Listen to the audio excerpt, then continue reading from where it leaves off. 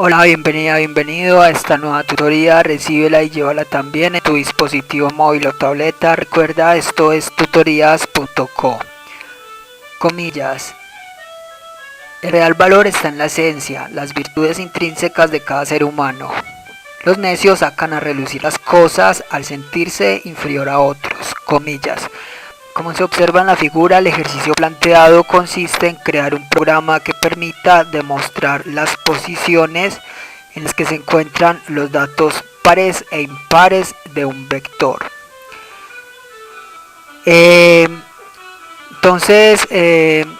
La idea es preguntar por cada dato. En caso de ser un dato par, imprimir la variable del ciclo for, que indica la posición en la que se encuentra ese dato. Bien, entonces esto lo hacemos usando la función de la línea 17 a 28. Vemos que en la línea 19 se declara un vector llamado A, se inicializa con 10 valores, y en las líneas 21 a 27 se recorre este vector usando un ciclo for de 0 a 10. Entonces aquí simplemente se usa una condicional. Cuando el dato sea par, se imprime dato par y la posición, y si no, se imprime dato impar y la misma posición. Se indica x más 1, recuerde que los arrays empiezan en 0, entonces la posición 0 en realidad es la posición 1 para el usuario.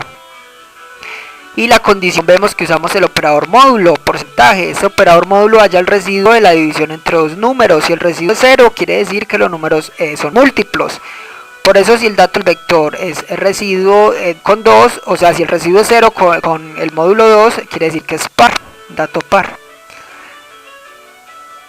Ya con esto entonces se recorre el vector y se imprime de manera directa el resultado. Le invitamos a visitar la tutoría posiciones pares e impares de un vector en Turbo C. Allí explicamos línea por línea este código. Vemos cómo se declara el array y el uso de condicionales y ciclos for. La sintaxis es similar aquí, solo que usamos nslog, que es propia de Objective-C. Esta función reemplaza fprint de Turbo C. nslog también muestra información por pantalla, se usa una arroba antes de mostrar texto en comillas, el resto es similar a fprint.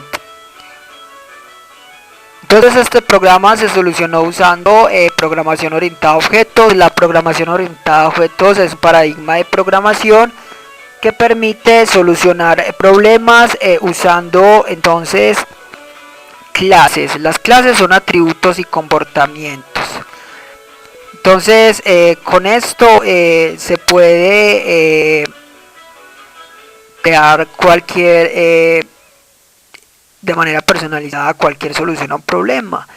Por ejemplo, para almacenar datos de animales en una base de datos de veterinaria, por ejemplo, usted podría crear una clase animal que tenga como atributos el nombre del animal, la edad, la raza, entre otros, y como comportamientos las acciones del animal, por ejemplo el saltar, el correr, o según lo que se necesite.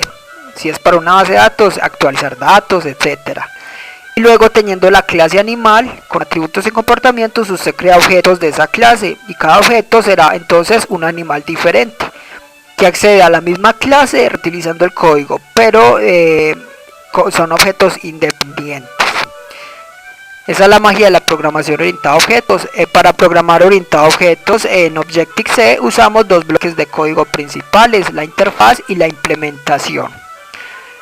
Entonces aquí vemos este programa de 37 líneas. En la línea 5 se importa la librería foundation.h. Esta librería se encarga de importar las funciones básicas a usar. También se pueden importar librerías de C o de C++. Objective es compatible con estos lenguajes. En la interfaz lo que se hace es declarar los atributos y comportamientos del objeto, o sea, las variables generales y las funciones del objeto.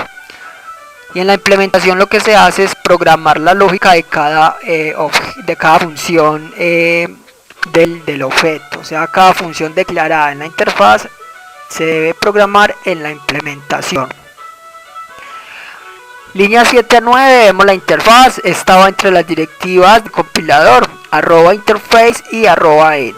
Indicamos el nombre de la clase, en este caso posiciones vector. seguida de dos puntos, luego del nombre de la clase principal en ese object. Aquí vamos a declarar las variables de instancia o atributos, variables globales. Para este caso solamente una variable x de tipo entero. Esta variable x es la del ciclo for. Observe que una variable global puede ser accedida desde cualquier función de la implementación. Esta variable también se pudo haber declarado como local, una variable local de la función ejecutar. Pero si usted necesita crear más subprogramas o funciones, tendrá que declarar allí también variables para los ciclos que se usen. En cambio, si se deja como atributo, se podrá usar desde cualquier método sin necesidad de declararlo. Ya teniendo los atributos en la línea 8, vamos a declarar a funciones. Para este caso solo una función. Entonces indicamos línea con un guión, que es un método de instancia. Luego con void indicamos que no retorna datos. A continuación el nombre de la función, en este caso ejecutar. Con esto declaramos la función ejecutar de la clase posiciones vector. Observe que acá nos envían parámetros. Si se enviasen parámetros, cada uno de ellos iría separado por dos puntos. Entre las líneas 11 a 29 vemos la implementación. Ya lo dijimos, aquí se programa la lógica de las funciones. Entre las líneas 12 a 16 vemos el constructor o método init. Este es el constructor por defecto de la clase posiciones vector o de cualquier clase. Este método no es necesario declararlo. Y aquí lo que se hace es inicializar las variables de instancia, o sea, en este caso una variable x, pero no se inicializó, ya que en el mismo ciclo se inicializa. Esta función init es invocada desde la línea 33 cuando se instancia el objeto de la clase posiciones vector. Y entre las líneas 17 a 28 ya vimos la función ejecutar. Entonces observe que la cabecera línea 17 de esta función es igual a como se declaró en la línea 8, solo que acá entre llaves va toda la lógica de la función. Ya teniendo la interfaz y la implementación, está lista la clase posiciones vector.